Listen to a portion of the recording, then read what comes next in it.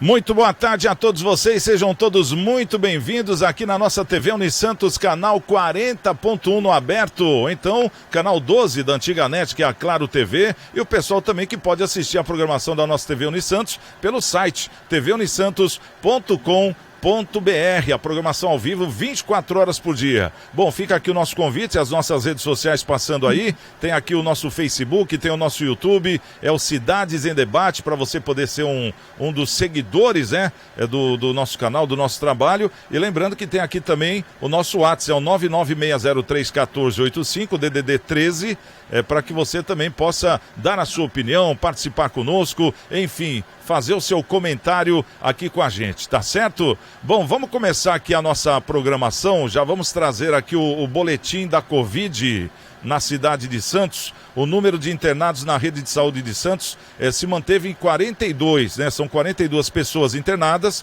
e destas 22 são de Santos. E isso representa o menor número de residentes internados registrado no ano de 2021, o que representa 52,4% de ocupação dos leitos.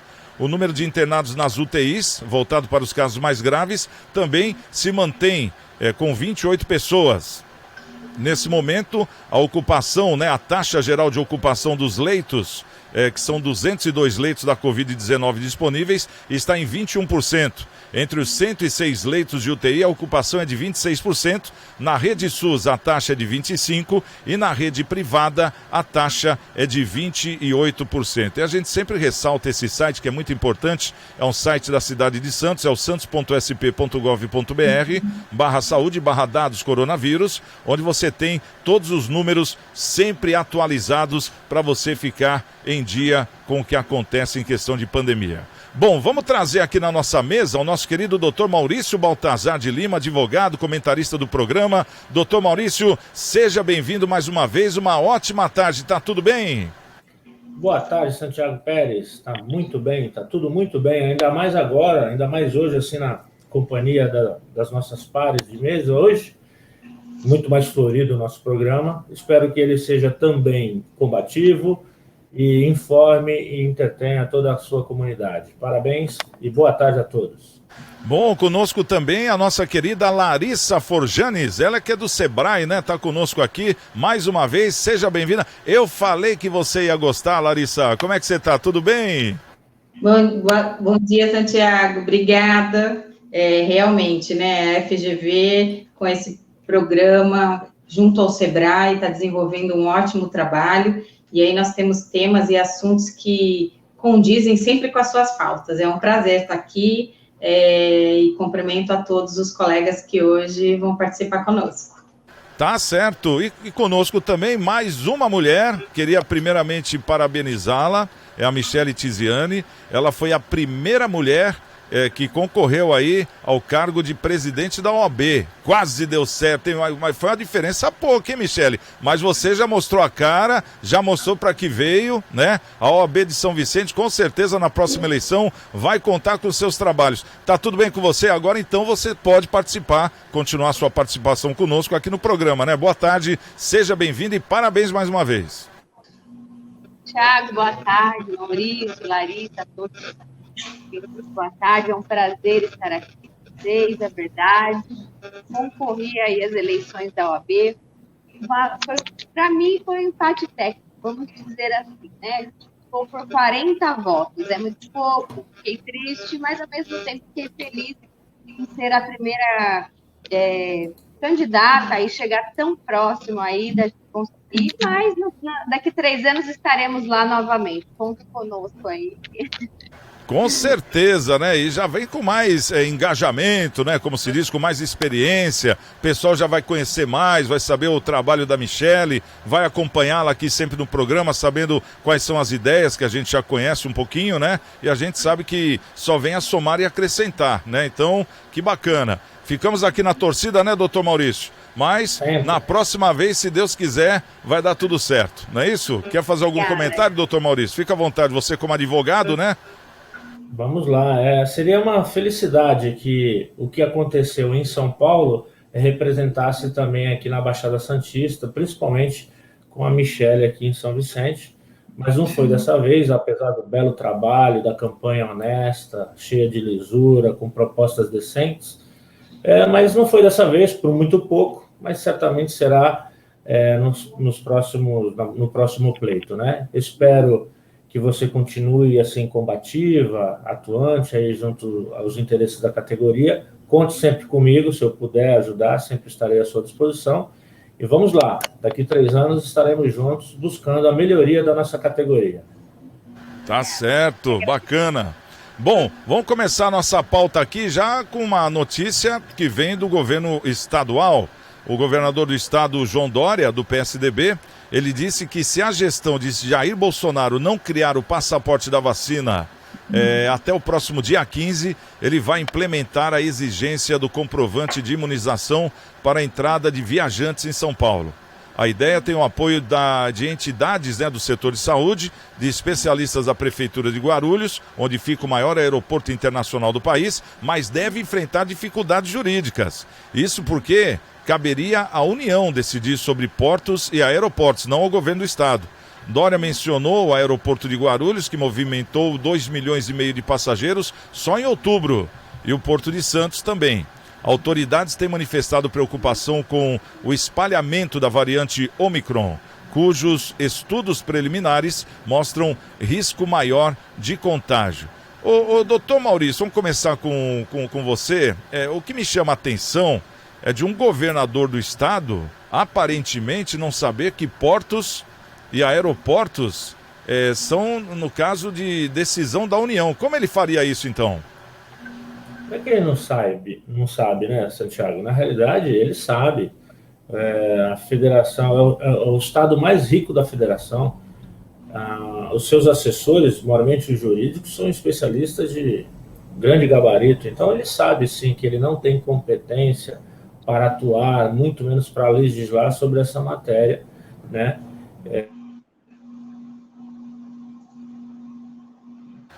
Acho que deu uma travadinha lá no doutor Maurício. Vamos aguardar um pouquinho. Eu acho que deu uma travada, mas já vamos utilizar aqui a Michele Tiziano. Michele, continuando o que o doutor estava falando, que você também é uma advogada, juridicamente, como ficaria essa história? O governador do estado pode ou não pode fazer isso?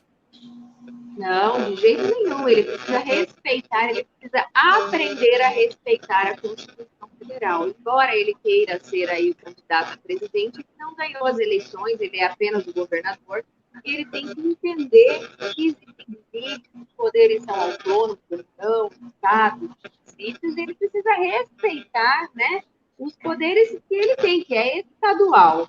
Eu entendo, Santiago, que embora não deva ser obrigatório, né? A vacina não é nenhuma vacina é obrigatória. Se você quiser tomar a vacina da poliomielite, você toma, se você não quiser, você não toma. Mas existem regras. Por exemplo, se nós vamos viajar para... tem uma escala, né, para fora do país, para o exterior, e você vai fazer uma escala em alguns países, é obrigatório você tomar a vacina da febre amarela. Então, assim, se a pessoa não é obrigada, mas então ela também não pode viajar. Se ela não quer tomar, ela também não pode viajar. Então, eu concordo com esse tipo de situação, concordo, porque é perigoso, né? Nós estamos aí vivendo uma pandemia, mas voltando aí ao Dória, eu entendo que ele precisa entender, ele sabe, mas ele quer abusar, ele acha que ele é...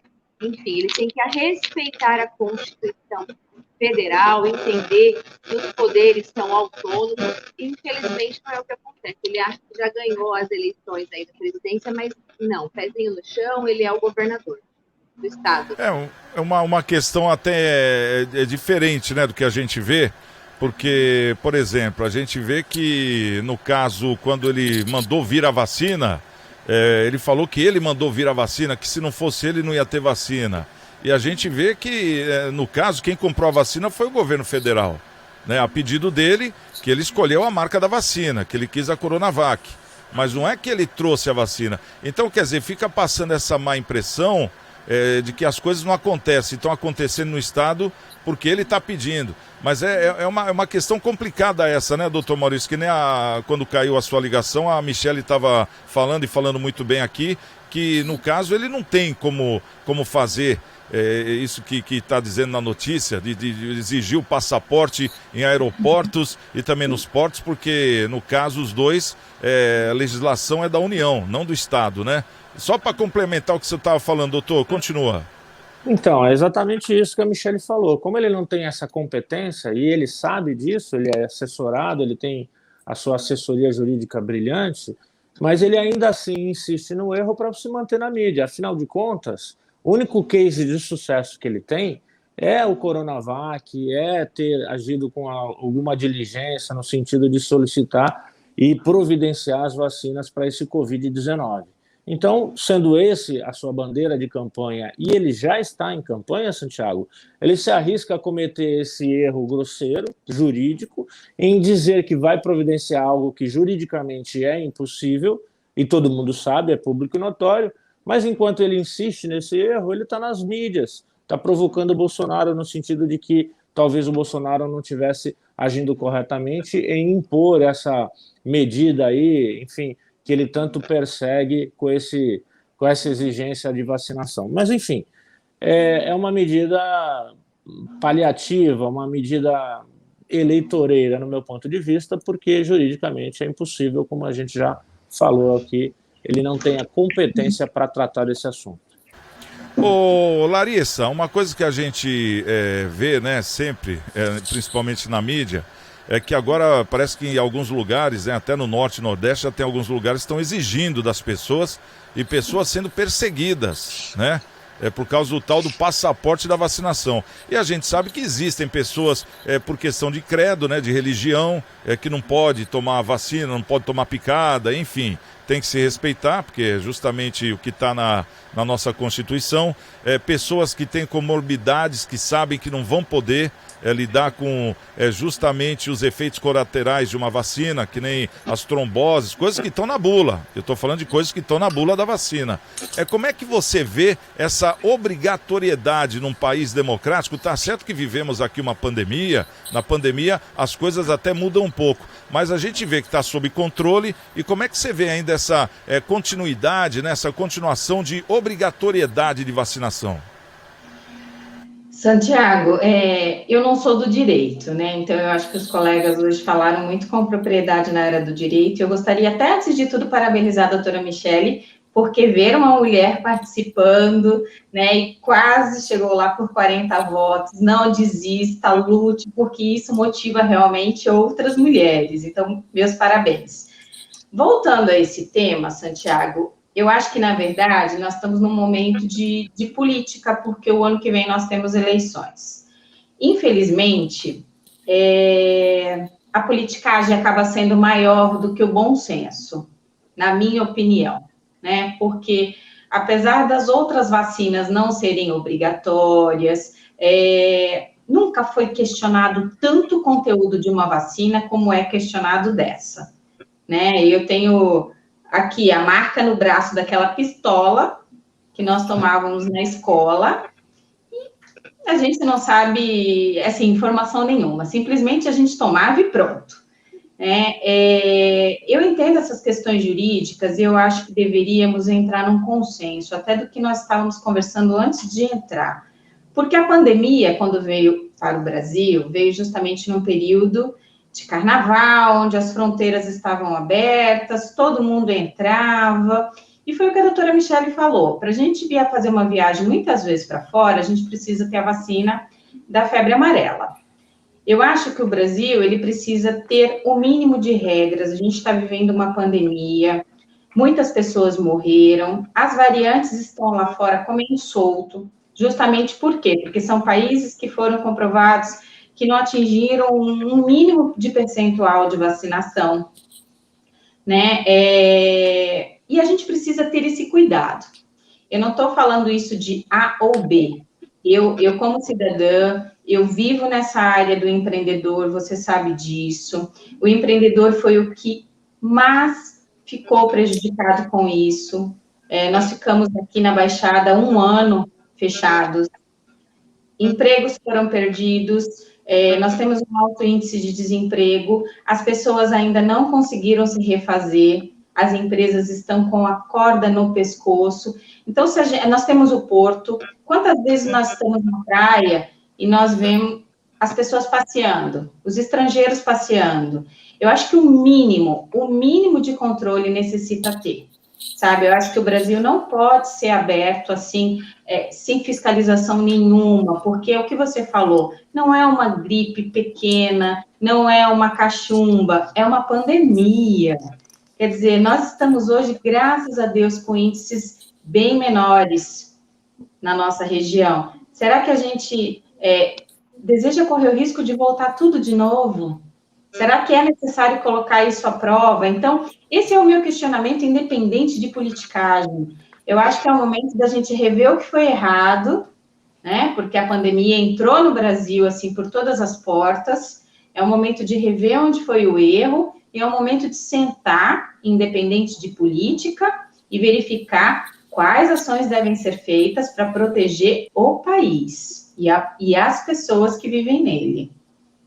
E é uma questão também, né, doutor Maurício, se fosse um país igual o Japão, igual os Estados Unidos, onde as pessoas não querem se vacinar, não queremos, aí a gente até entenderia, né? Mas aqui no Brasil foi feita uma pesquisa que mais de 90% das pessoas são a favor da vacina. Então, não necessariamente precisaria ter esse empurrão aí do governo, ou de alguma parte do governo, no caso do governo estadual, né? Porque até o próprio presidente Bolsonaro, ele falou, olha, se vacina quem quer, quem acha que deve. Porque confia justamente nessa pesquisa, de que mais que 90% das pessoas querem ser vacinadas. Eu conheço amigos que já tomaram a terceira dose e estão esperando a quarta. Então você vê que o brasileiro tem vontade de tomar vacina. Mas por que então tem que dar esse farol alto, tem que querer dar esse empurrão? Parece que ninguém quer tomar vacina aqui, doutor Maurício. Pois é, Santiago, não é uma verdade. Me parece que é uma versão eleitoreira dos fatos, porque quase todos aqui estão vacinados e na expectativa de tomar os complementos vacinais. E se a gente usar o raciocínio lógico, a gente vai chegar nessa conclusão também, Santiago. Porque se o objeto da celeuma é os aeroportos, as rodoviárias, a gente sabe que quem está vindo de fora está vindo vacinado, porque todo mundo também exigiu, salvo alguns países, como a África, né, que não tiveram aquele nível de vacinação em grupo, mas a grande maioria dos países foram vacinados. Então, assim, o pessoal está chegando vacinado também. E se o Omicron vem lá da África e o governo federal já estabeleceu regra para essas pessoas que estariam vindo desse local, proibindo e tal, me parece que não é lógico fazer uma exigência dessa natureza em São Paulo, que está todo mundo, na grande maioria, já vacinado, e quem está vindo, também na sua maioria, também está vindo vacinado. Não me faz assim, não é lógico fazer uma discussão desse tipo nessas condições, salvo se a ideia for manter o nome na mídia, manter a discussão com o governo federal, que é o seu opositor para as próximas eleições. Me parece que é isso, é essa a ideia, mesmo que se insista num grosseiro erro jurídico, né, que é da parte do governador. Uhum. Porque a gente está vendo aí uma série de, como vou dizer assim, uma série de inversão, né? Por um lado, tem que fiscalizar quem está aqui e fiscalizar quem vem de fora, claro que tem. Mas, ao mesmo tempo, tem o estádio que está comendo solto aí, tá a Arena Corinthians cheia, a Vila Belmiro cheia, os estádios todos cheios, aí vai ter o carnaval, não vai ter a queima de fogos, mas vai ter o carnaval. Quer dizer, a gente não sabe qual o critério. Que critério é esse, na sua opinião, Michele? Tem algum critério isso tudo aí? Porque tem coisas que você acha que fala, não, se não teve tal coisa, essa aqui claro que não vai ter, né? Porque é fechado. Aí, de repente, tem aqui é fechado e não tem aqui é aberto. Qual é esse critério aí? Você entende alguma coisa disso ou não? Olha, fica difícil, né? Porque cada hora é uma nova regra. Horas fecha tudo, horas abre tudo, hora vai ter carnaval, mas as escolas não foram fechadas, né? Infelizmente, então, assim, eu entendo, viu, Thiago, que não tem que ter carnaval. Nós estamos numa pandemia, está todo mundo tomando a vacina. Eu entendo que a economia também mata, concordo plenamente, o coronavírus mata, a economia também mata, as pessoas que estão aí desempregadas, os empresários, alguns faliram, a gente tem, mas a gente também tem que pensar na vida. Fecharam as escolas. Então, para que ter o carnaval nesse momento? Eu acredito que ainda é recente, vamos deixar mais para frente, vamos voltar aos poucos. Infelizmente, é o que você falou, tá todo mundo vendo um jogo de futebol, mas no jogo de futebol, ainda assim existe a regra de você apresentar a carteira de vacinação. Mas no carnaval, como é que você vai apresentar a carteira? Eu sou a favor, assim, de ter, como a Larissa falou, em outros países existem regras. Aqui também precisa existir. Aqui no Brasil parece que pode tudo, está tudo liberado. Não é assim. Eu entendo que vai ter um evento, uma festa, tem que se exigir neste momento, a carteira de vacinação. O estádio pode se apresentar, não é obrigatório não, quem não tomou não vai.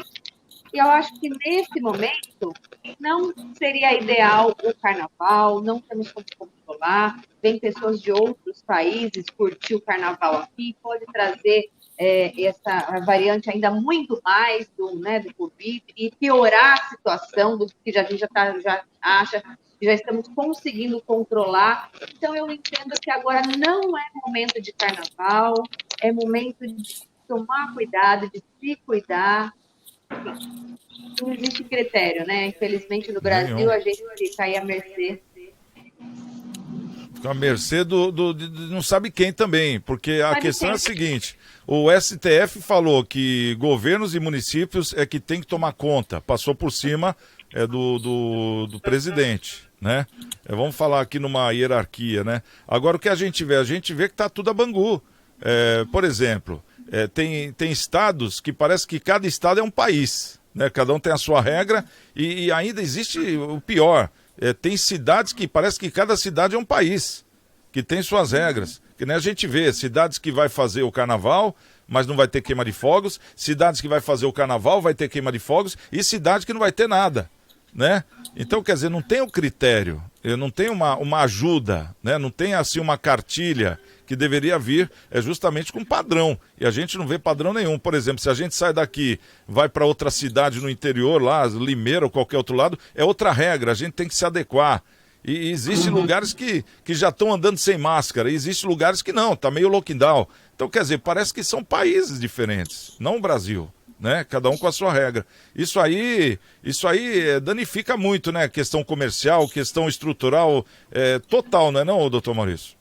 Sem dúvida. Tira a certeza do empreendedor, né? Como vai investir com essa incerteza toda? Aqui em Santos, teria a expectativa de um grande número de turistas, mas o empreendedor vai investir, vai estar em lockdown, não vai estar, enfim, fica difícil. Mas me parece que o critério estabelecido, Santiago, é o de manter na mídia a suposta incompetência do governo federal em favor da supercompetência absolutamente duvidosa do nosso governador Dória, que se utiliza de um erro grosseiro jurídico para tentar vender uma ideia de que ele não vai poder cumprir essa ideia.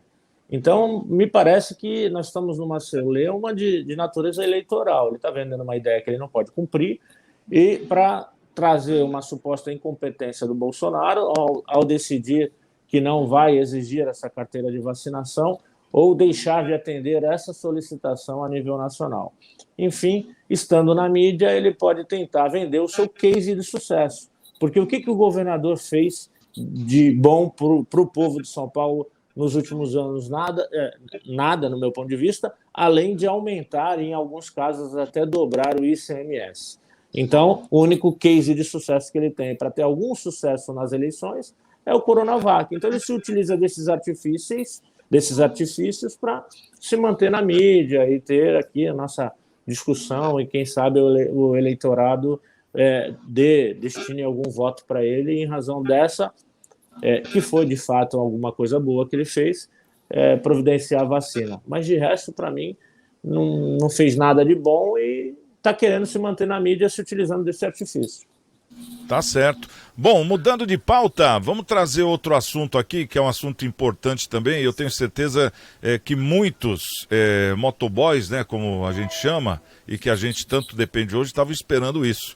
O texto aprovado pelos deputados e agora pelos senadores prevê que as empresas de aplicativos, elas deverão contratar seguro contra acidentes sem franquia em benefício do entregador nela cadastrado, exclusivamente para acidentes ocorridos durante o período de retirada e entrega de produtos, devendo cobrir obrigatoriamente acidentes pessoais, invalidez permanente ou temporária e até morte.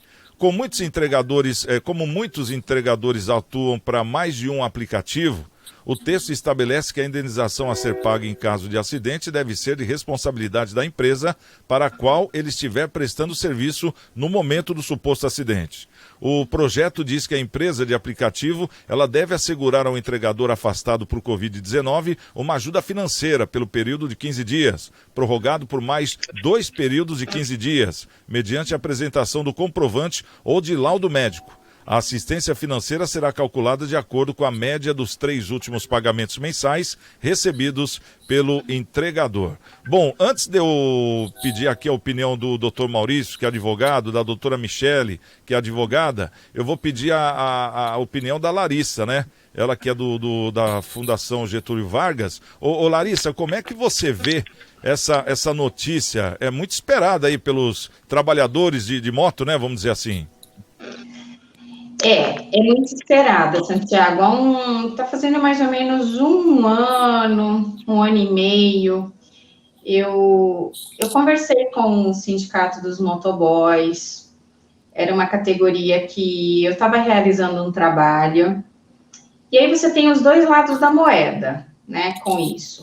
Porque você tem os motoboys que são registrados pelas empresas e tem os aplicativos, e você tem grande parte dos motoboys que são autônomos.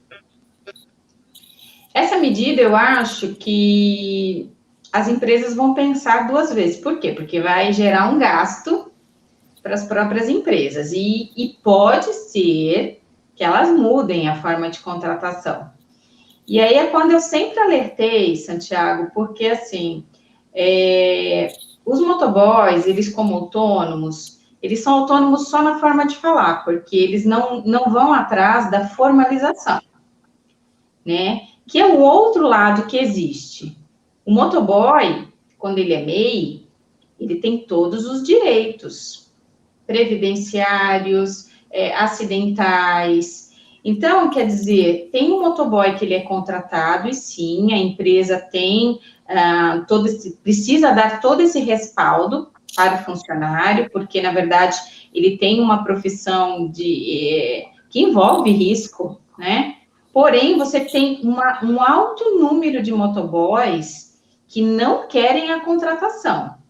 Por que não querem? Porque eles querem ter essa liberdade. Mas, para ter a liberdade, é necessário que eles sejam formalizados. Existem maneiras, Santiago, de hoje ele ser formalizado, dele ter benefício, dele ter todo o respaldo, sendo por aplicativo ou sendo autônomo. E muitos não buscam isso. Eu estou falando isso para você porque eu sentei em rodas de motoboys para conversar com eles, para entender o porquê eles não buscam isso. É desconhecimento, ou eles acham que eles não vão ter um acidente, eles não pensam, e eles só colocam a cabeça para pensar nisso quando acontece realmente com um amigo de trabalho, com aquele colega que se acidentou, com aquele colega que fica sem receber salário. Então, eu gosto muito de pesar os dois lados. Essa medida eu acho interessante, por quê? Porque se ele é funcionário realmente da empresa, ele precisa ter essa segurança, mas a maior parte não é funcionário de aplicativo. A maior parte é autônomo, porque eles querem rodar, eles querem fazer serviços de diversas empresas. Então, fica aqui o meu alerta, né? A Fundação Getúlio Vargas, como tem esses programas como o Sebrae sempre possui orientação, inclusive para essa categoria. sempre orientando a melhor forma dele atuar, de realizar a formalização. Eu bato muito nessa tecla, não adianta o motoboy fazer um MEI e não pagar a contribuição em dia, é cortado esse benefício, ele precisa pagar durante um ano, para que ele tenha acesso aos benefícios, em um acidente, em uma aposentadoria. Então, assim, eu gosto muito de falar os dois lados, né? Porque eu penso que uma medida dessa pode ter dois pesos, é mais custo para a empresa. E aí isso acaba, a empresa pode chegar para o motoboy e falar, olha, eu não consigo manter você como funcionário por conta de ter esse custo, e ele vai correr para a opção de ser autônomo porque ele não vai querer ficar sem o emprego. Então é muito complicado. importante explicar esses dois lados, porque é complicado mesmo. E tem que ser falado, né, Larissa, para a gente poder entender. Quer dizer, é uma causa que você foi atrás para poder entender, para poder saber como elaborar alguma coisa, e aí vem essa lei aqui. Né? Até para ajudá-los, porque os índices de acidentes com os motoboys são altos. Na pandemia, foi uma categoria que não parou de trabalhar. Foi uma categoria que aumentou. Por outro lado, muitos deles não tinham esse respaldo, né? Essa segurança de, poxa, se eu me acidento, a correria de ir para cá, de ir para lá, o trabalho aumentou, e as empresas também precisam entender que os motoboys precisam ter essa segurança para que elas tenham esse serviço qualificado, para que elas tenham esse serviço entregue, porque nós não vamos voltar atrás, né? Eu acho que alguns serviços realmente vai precisar mais do que nunca desse serviço, desse trabalhador. Tá certo. Ô, doutora Michele, como é que você vê juridicamente agora, depois da Larissa ter falado, essa questão das empresas de aplicativo? Como vai ser isso, na sua opinião? Olha, eu entendo que o seguro é importante para um caso e outros a gente precisa ter uma regulamentação de lei. Infelizmente, ainda não existe, né, uma regulamentação de lei para os aplicativos, uma regulamentação trabalhista, mas eu entendo também que esses trabalhadores, eles são autônomos, eles não têm, por exemplo, quando a gente fala de aplicativo, muitos falam dos motoboys, mas também tem o pessoal do Uber, né? Não é só motos, né? A gente tem que pensar em aplicativo no geral, eu penso assim, né? Então, assim, eles não têm, por exemplo, na lei trabalhista, precisa ser habitual, precisa ter subordinação, e não é o que acontece, eles não têm subordinação. Hoje eu não vou trabalhar, eu não estou gripada, eu não quero ir. Então, a empresa não tem em si uma responsabilidade com aquela pessoa. Eu entendo que o governo deve, sim, o mais breve possível, fazer uma lei, regulamentar toda essa situação, porque uma pessoa autônoma, vamos pensar assim, se ele se cadastrar no MEI, ele está garantido, como a Larissa falou, ele vai ser um contribuinte individual, ele vai estar sendo garantido pela Previdência Social, se acontecer alguma coisa com ele vai receber um salário de contribuição, auxílio acidente, auxílio doença, se ele precisar. Então, é necessário o governo fazer uma lei e uma regulamentação para essas pessoas que trabalham com os aplicativos. O que a Larissa falou, eu concordo, às vezes um seguro vai onerar aquela pessoa que às vezes ela não tem a subordinação da empresa, ela não é funcionária, ela trabalha o dia que ela quiser, se hoje ela quiser trabalhar, ela trabalha, se amanhã ela não quiser, ela faz o horário Uber. Eu, às vezes, pego Uber e a pessoa fala, hoje eu trabalhei das 6 da manhã ao meio-dia. Então, assim, não tem uma subordinação, a empresa não tem responsabilidade em termos, ela precisa pagar o MEI e ela ser garantida pelo governo, pela Previdência Social. Né? Eu entendo desta forma. Então, o que falta é realmente uma regulamentação urgente para esse pessoal que quer trabalhar com o aplicativo. Eles não querem, muitos não querem ser registrados realmente, porque eles querem ter autonomia, trabalho quando eu posso, às vezes, na verdade, é um bico, eles têm um outro trabalho, e esse é um bico, mas a gente fala assim, né? Então, assim, o que eu entendo é que por exemplo, vou falar rapidamente aqui, quando você contrata um estagiário, você precisa pagar um seguro para o estagiário. Ele é regulamentado na faculdade, ele tem... mas, assim, aquele estagiário, ele tem horário para entrar, horário para sair. Não é o caso dos trabalhadores de aplicativo. Não tem nada a ver. Então, eu entendo que tem que ser feita uma lei o mais breve possível. Todos deveriam ser obrigados a quando se cadastrar no aplicativo, ter o MEI, pagar o MEI, comprovar que estão pagando direitinho. Então, essas regras precisam ser bem definidas. Tá certo. Ô, doutor Maurício, como é que você vê isso? Você acha que as empresas de seguro vão ter um crescimento justamente por causa disso ou não? Com certeza, né, Santiago? Porque o volume de motoboys e de outros aplicativos, como falou a doutora Michele, são um número considerável, uma fatia muito grande do mercado. Mas eu penso assim, eu também entendo como a doutora Larissa, no sentido de que isso vai mexer com a forma de contratação, sim. Algumas empresas têm o seu, como é que diz, eu vou dizer assim, têm os seus colaboradores titulares, que são formalizados e tal, e aí se aplica essa norma nova, tem que ter esse seguro mesmo, mas há um grande número de complementos de mão de obra que é absolutamente autônomo, como a doutora Michele comentou. Então, assim, são dois pesos, duas medidas que vão refletir na questão econômica também no mercado de trabalho, se não for adequadamente estudada, como sugere a Larissa. Mas, enquanto advogado, e já fui advogado de uma cooperativa de motoboys, realmente é uma comunidade difícil de lidar, eles não têm nenhum compromisso com a formalidade, como a Larissa falou, não têm o menor interesse, inclusive para registrar as assembleias dessa cooperativa, tomar empréstimos, enfim, fazer seguro, que é uma das coisas que eu mais orientei, infelizmente, eles não cumpriram e essa cooperativa até acabou sucumbindo, eles deixou de existir. E esse pessoal fica à deriva da sociedade, eles não têm uma proteção e, invariavelmente, são as pessoas que se acidentam mesmo. Então, assim, me parece que as empresas devem fazer esse seguro, porque, mesmo que seja como autônomo, Santiago, há responsabilidade da empresa do aplicativo. Por exemplo, se o acidente de moto que ceifou a vida de um motoboy enquanto estava trabalhando lá para o iFood, por exemplo, é um acidente que terá algum tipo de responsabilidade, sim.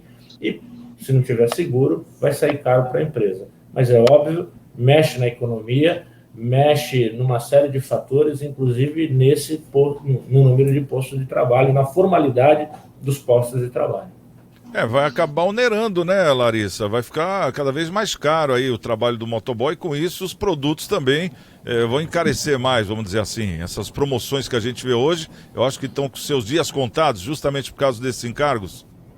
Eu acho que sim, Santiago, e conforme os doutores passaram agora, é diferente, vamos supor, você tem um motoboy contratado por uma pizzaria, um restaurante. É diferente, ele é funcionário direto do estabelecimento, então ele vai ter acesso a todos os benefícios que aquele estabelecimento tem. Agora, de um aplicativo, eu concordo com o que a doutora Michele falou, de um aplicativo é algo, assim, muito amplo, os horários são flexíveis, ele tem autonomia para poder atender outras empresas, ele não é só de um aplicativo, ele acaba sendo cadastrado em outros aplicativos. Quer dizer, eu acho que isso realmente foi o que o doutor falou, vão ser dois pesos e duas medidas. Por quê? Porque quando nós somos autônomos e empresários, nós somos responsáveis por isso no nosso trabalho. O que pode acontecer é que os aplicativos podem passar a conta para o motoboy. Olha, precisa ter o seguro. Então, para você hoje ser cadastrado no aplicativo, você tem que me apresentar o seu seguro. Aí a conta vai ser o contrário, né? Aí eu acho que isso vai ser repassado para o motoboy, porque você pode ter certeza, a empresa não vai querer assumir esse custo, isso para ela vai ser uma despesa altíssima.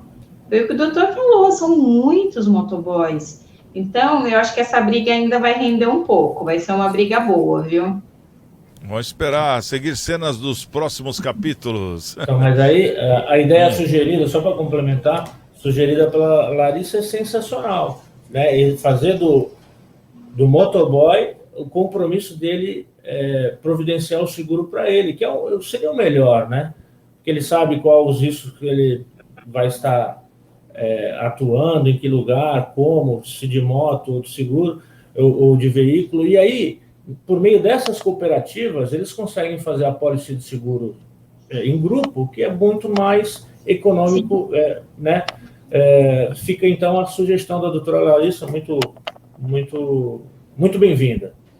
E faz jus ao nome, seguro. É o quê? Seguro, para todo mundo ter segurança, né? De ambos os lados, né? Fica todo mundo tranquilo, é verdade. Bom, vamos trazer agora o nosso querido Maurício Araújo, e ele vai trazer o Momento Câmara. Santiago Pérez, boa tarde, tudo bem? Olha lá, Santiago, as notícias aqui da Câmara Municipal do Guarujá hoje. Olha, Santiago, a Câmara do Guarujá recebeu do Executivo um projeto de lei que cria um programa de desenvolvimento econômico e atração de investimentos para o município, chamado Pro Guarujá, tá? O objetivo desse projeto de lei que o Executivo encaminhou é geração de emprego, tá? Bom, o que eles oferecem? Incentivos fiscais, traduzindo desconto no IPTU, belo incentivo, dependendo do tamanho da empresa, né? Bom, conforme as tabelas lá das 21 páginas do projeto de lei, extremamente burocrático e difícil de entender, cheio de entrelinhas. Olha, vou te falar, viu? Eles querem ajudar o comércio, querem ajudar os empresários, os industriais, mas é difícil fazer uma coisa objetiva e prática, tá? É tanto burocracia, é tanto informação, tanto detalhe, né, que o coitado do empresário vai ficar louco lá para entender o projeto, para conseguir um descontinho lá de 50% de IPTU. Bom, lembrando que no mínimo você precisa ter 11 funcionários, né, então já começa a restringir aí o pequeno empresário com 5, 6 funcionários não vai ter benefício, tá? Só acima de 11 funcionários. E os benefícios maiores estão taxados aí para empresas com mais de 100 funcionários, até 500. Né? Pela segunda tabela lá de empresas maiores, com 100 funcionários você já ganha 25% de desconto no IPTU, né? Podendo chegar a 50% se você tiver 500 funcionários. Né? Então você já começa a limitar as opções, né, de empresas que têm 500 funcionários. E aí tem uma série de outras coisas, precisa gerar emprego durante 5 anos, não sei o que, para ter direito ao desconto. Bom, querem ajudar, mas também não facilitam a vida, né? Mas está valendo.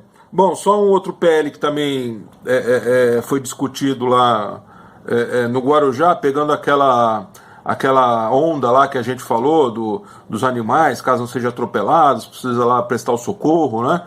Que Guarujá aprovou. Agora esse outro PL fala que os animais que sofrem maus tratos, né, os agressores, né, os donos dos pets, lógico, que fazem agressão ao animal, vão ter que pagar o tratamento. Bom, quem pagava antes? Essa é a questão. Não sabia que quem batia em cachorro, não sei o que, não pagava, mas agora tem que pagar. Projeto de lei, bateu no cachorro, machucou, pagou. Bom, é isso aí, Santiago. Até a próxima. Tá aí o Maurício Araújo trazendo o Momento Câmara, né? Como sempre, com algumas polêmicas, né? Que a gente tá aqui para analisar mesmo o que os vereadores estão fazendo aí nas suas câmaras. E a gente vê que essa segunda questão aí, que é dos cachorros, fica faltando um monte de coisa. A gente vai comentar já. Antes eu quero começar aqui falando da Câmara do Guarujá, que recebeu do Executivo, né? Ou seja, do prefeito, um projeto de lei para incentivo de desconto em IPTU com até 50% para comerciantes do município. Nessa época, essa lei é super bem-vinda, não é não, doutor Maurício? Não vejo tão bem-vinda, viu, Santiago? Porque no empreendimento comercial, lá no Guarujá, quanto corresponde em porcentagem o IPTU na sua conta? Eu não sei se é tão relevante assim, embora qualquer desconto seja bem-vindo. Mas esse desconto, na forma que o Mauricião nos trouxe, cheio de condições, que é difícil de se atender, me parece que é mais uma daquelas medidas para inglês ver, né, para dizer que está fazendo alguma coisa, mas no fundo não fazer nada, ou pelo menos aquilo que interessa. Eu assim, gostaria que o executivo do Guarujá tomasse outro tipo de providência, pegasse esse dinheiro que é arrecadado e que, para mim, juridicamente não se pode dar desconto, mas aí é uma outra questão, uma tese jurídica, afinal de contas o patrimônio não é deles para eles ficarem dando desconto, mas pegar esse dinheiro e investir de tal modo que fomente a economia da região, que fomente a busca de abertura de empregos e outras atividades que possa mexer com a economia da cidade. Não é só dar o desconto para não pagar, porque aí vai ficar o povo que já vem pagando com maior dificuldade, vai conseguir um desconto, e a prefeitura que tinha uma possibilidade financeira não vai ter mais, porque vai diminuir a sua renda. E aí não vai conseguir fomentar o emprego, enfim, aquilo que a prefeitura poderia fazer para ajudar a economia regional. Eu não sei, eu vejo como reserva esse projeto, porque juridicamente não poderia dar esse desconto, né? Precisa dessa verba para manter a prefeitura, enfim, e fomentar a economia da região. E do jeito que ela veio ainda, fazendo condições a ponto de entender que ela é só para inglês ver, ou só para uma pequena minoria, não me parece ser legítima ou que mereça aplauso da minha parte. Tá certo. Ô, doutora Michele, como é que você vê esse agrado, vamos dizer assim, segundo o doutor Maurício, de 50% de desconto, mas parece que tem um monte de exigências também, não é tão fácil assim chegar e ganhar o desconto. Como é que você vê isso? É válido? Então, todo o desconto, toda a isenção são bem-vindos, né, para todo mundo, né? Ainda mais nesse período aí que vivemos de pandemia, mas infelizmente, assim, estão descumprindo a Constituição Federal. O artigo 5º é bem claro, a lei é igual para todos. Então, se você vai dar o desconto para um, você tem que dar para todo mundo. Embora esse incentivo, tá, para desconto, um desconto de incentivo para o empresário, mas aí você está sendo igual para todo mundo, está sendo justo, está sendo. E a população? A população também passou dificuldade. Então, assim, vai dar para a empresa? Dá para a população também. Então, às vezes, melhor do que um desconto de maneira desigual seria congelar, olha, vai ser o mesmo valor do ano passado, ou vamos parcelar em mais vezes, enfim, fazer outros tipos de melhorias, de colaboração, mas que ajude a todos que pagam o IPTU. Não são só as empresas que pagam, tem a população também que passa dificuldade, que perderam os seus trabalhos, né? Famílias que às vezes o pai e a mãe perderam o trabalho, vou ajudar o comerciante, então não vou ajudar a população. E eu vou ajudar apenas alguns comerciantes? Como assim? Acima de 11 funcionários. E aquele que tem 8 não passou dificuldade, foi só o que tem 11 funcionários. Então, está errado. Eles estão descumprindo aí a Constituição Federal, o artigo 5º, a lei é igual, todo mundo é igual perante a lei, né? Então, eu não concordo. Eu entendo que ou dá para todo mundo, a isenção é igual, tem lá as suas regras, mas que seja justa para todos, não só para as empresas, mas para o pai de família, que também, muitas vezes, alguns perderam seus trabalhos, tiveram salários diminuídos, horas diminuídas de trabalho, então que sejamos juntos, iguais para todo mundo, né? Ô Larissa, você que já trabalha mais com a mentalidade do empresário, né, do lojista, principalmente do comerciante, como você vê a aceitação deles quando vem uma gorjeta? Porque eles falam que isso é uma gorjeta. Eles estão dando gorjeta pra gente depois do que nós passamos. Como é que você vê isso aí? Ou você acha que é válido esse desconto? Santiago, eu vou fazer papel da advogada do diabo agora aqui. Porque nesse projeto que nós estamos fazendo com a FGV, nós rodamos o estado de São Paulo, não só aqui na Baixada, né? Eu tenho colegas de trabalho que atuam em outras regiões.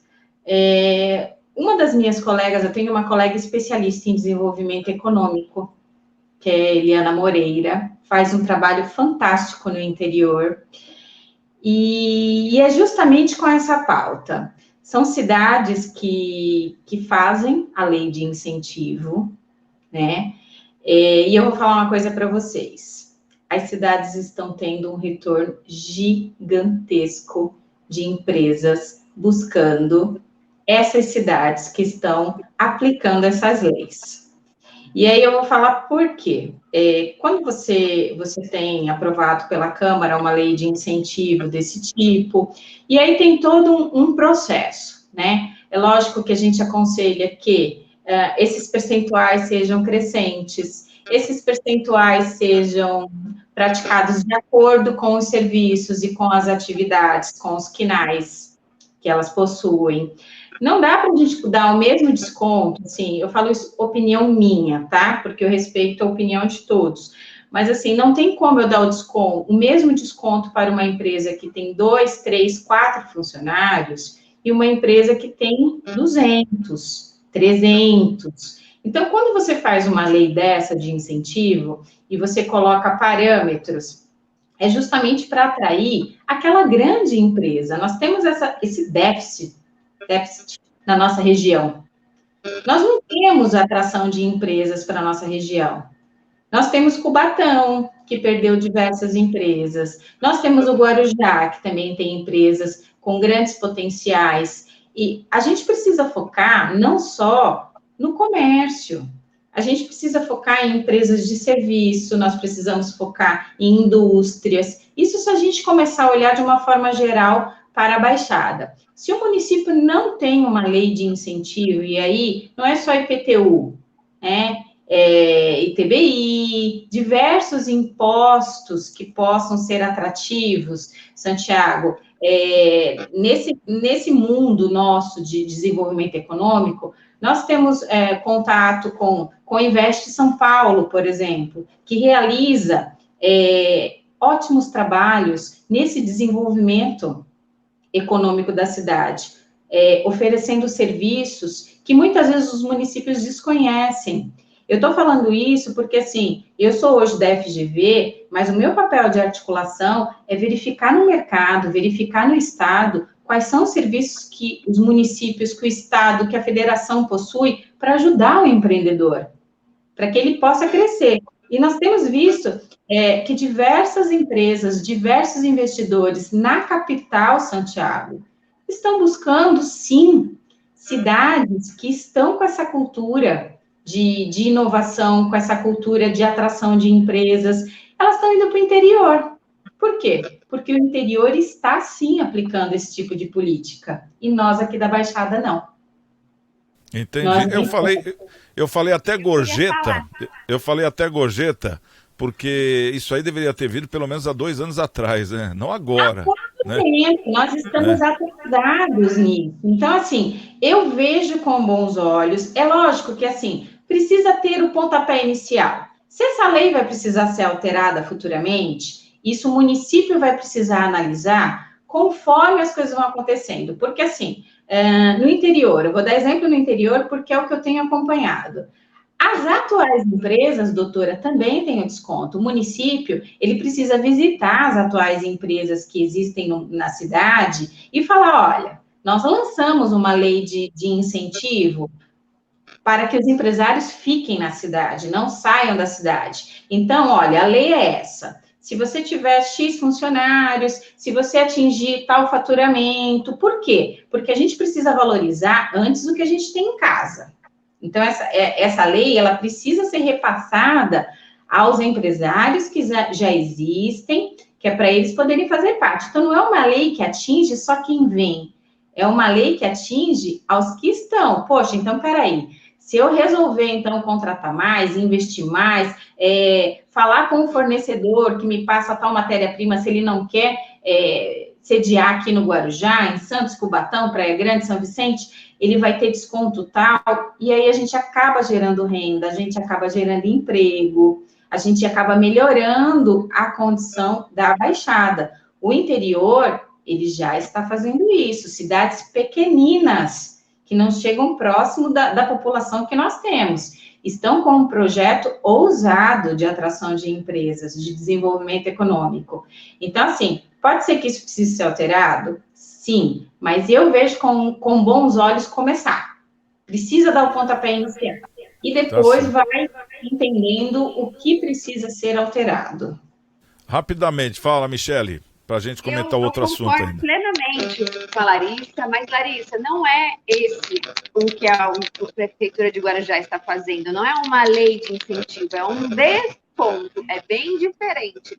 O desconto de 50% e o incentivo. O incentivo, quando você incentiva uma empresa, você dá uma isenção fiscal, ela tem uma meta a ser cumprida, e não é esse o projeto. O projeto é um desconto de 50% para tantas empresas, com tantos funcionários. Eu acho brilhante, eu acredito até que em São Vicente, eu moro em São Vicente, deveria sim pedir para que na área continental construíssem indústrias. Olha, você vem para cá, você dá 200 empregos, 500 empregos, e eu te dou 100 anos sem pagar o IPTU. Presta essa área, a gente vai reformar aqui, mas não é o caso do Guarujá. O Guarujá, nós estamos falando de desconto, e não está sendo falado de incentivo, a menos que ele não comentou aí sobre qual era o incentivo. Ele disse que era de desconto. Não, mas é bom ter essa conversa. Hein, meninas, é bom ter essa conversa, o doutor está assistindo aí, eu sei que ele... Porque a Larissa acabou dando uma grande ideia também, porque sabe o que acontece? Para essas cidades pequenininhas estarem dando incentivo, elas estão tirando das grandes, né? Sim. Então, quer dizer, nós somos alvo. Se não tiver uma atitude, uma contrapartida, a gente vai acabar perdendo terreno. Essa que é a verdade. Então, o que vocês duas falaram, mesmo sendo cada uma num pensamento, ele se junta num pensamento só. Foi importantíssimo esse comentário de vocês duas. O doutor Maurício, vamos falar aqui dessa lei do Guarujá também, que já teve em Santos. Parece que eles pegaram a mesma lei, né, que foi aprovada aqui em Santos. No dia até o doutor Filete estava aqui, ele comentou, ele falou o que estava errado, o que tinha que ser acertado, e parece que a do Guarujá foi igual a de Santos. Aprovada a lei para resgate de animais quando sofrem atropelamentos ou maus tratos. Até aí, excelente, tem que ter, como o Filete falou. Mas se eu atropelo um cachorro, eu não sou veterinário, como é que eu faço? Eu vou pegar esse cachorro no colo? Pode pegar no colo? Eu vou chamar alguém? Eu vou ter algum número para ligar? Quer dizer, não tem nada nessa lei. Eu vou ter que levar para uma clínica veterinária? Qual a clínica? Como é que eu pego o cachorro, ponho dentro do carro, assim, eu sacudo ele? Quer dizer, eu não sou o médico. Tá faltando alguma coisa nessa lei, não tá, doutor? Mais uma vez?